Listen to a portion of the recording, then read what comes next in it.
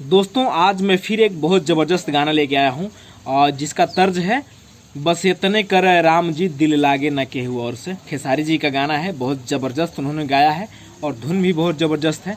तो इसी धुन पे हमने भी लिखा है सैड सॉन्ग, उनका भी सैड सॉन्ग है, मैं भी सैड सॉन्ग ही लिखा हूँ। तो क्या लिखा हूँ मैं, इसको पढ़ते हैं। पागल कहे जमाना दुनिया भइल बेगाना, अब जिहिले जिंदगी मर के, आवे मौत भी न हमरा के, हम पीही कितनो जहर के। तो चलिए शुरू करते हैं।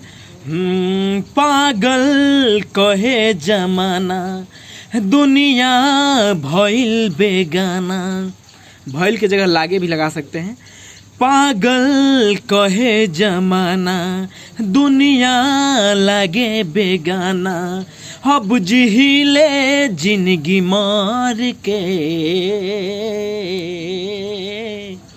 हावे मौत भी न हमरा के, हम पीही के तनो जहर के, हावे मौत भी न हमरा के, हम पीही के तनो जहर के। तो ये रहा हमारा मुखड़ा। अब आते हैं अंतरा नंबर 1 की तरफ। ये रहा अंतरा, ये भी प्यारा सा है। यह सोच सोच हमारा रहे आँख नम हो, दर्द हरे वाला ही दिले बा जख्म हो। इसको 2 बार गाना है। ऐ खुदा तोहार खुदाई जिंदगी कहाँ ले जाई, दुख सही ले कहर के। तो चलिए शुरू करते हैं। यह सोच सोच हमरा रहे आँख नम हो, दर्द हरे वाला ही दिले बा जख्म हो। यह सोच सोच हमरा रहे आँख नम हो, दर्द हरे वाला ही दिले बा जख्म हो। है खुदा तोहर खुदाई जिंदगी कहाँ ले जाई, है खुदा तोहर खुदाई जिंदगी कहाँ ले जाई, दुख सही ले कहर के,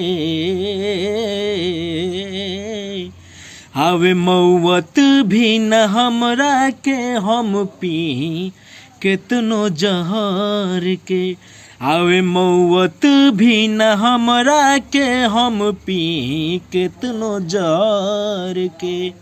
तो आइए अंतरा नंबर 2 की तरफ और लास्ट की तरफ।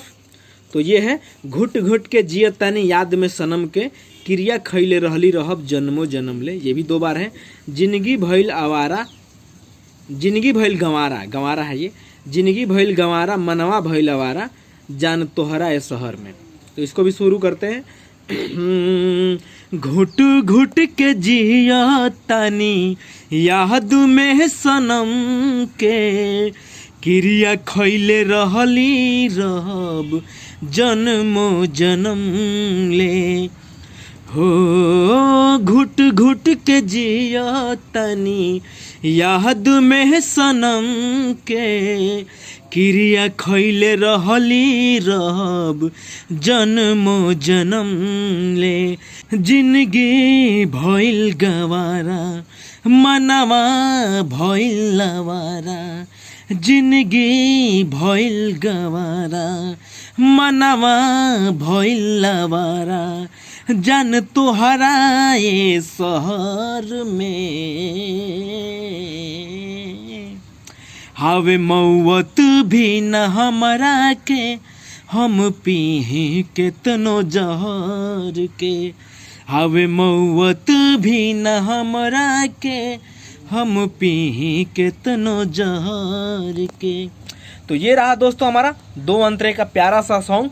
अगर आप पर्सनली सॉन्ग लिखवाना चाहते हैं तो डिस्क्रिप्शन में हमारा नंबर है, उस पर आप व्हाट्सअप करके हमसे संपर्क कर सकते हैं। और कोशिश करें कि फ़ोन ना करें, क्योंकि मैं जो है काम भी करता हूं तो बात करने का हमारे पास उतना समय नहीं होता है। तो व्हाट्सअप करेंगे तो व्हाट्सअप से जो है हम आपका जवाब दे पाएंगे। तो चलिए ठीक है, इस वीडियो को यहीं ख़त्म करते हैं और मिलते हैं किसी और वीडियो में। तब तक के लिए बाय बाय।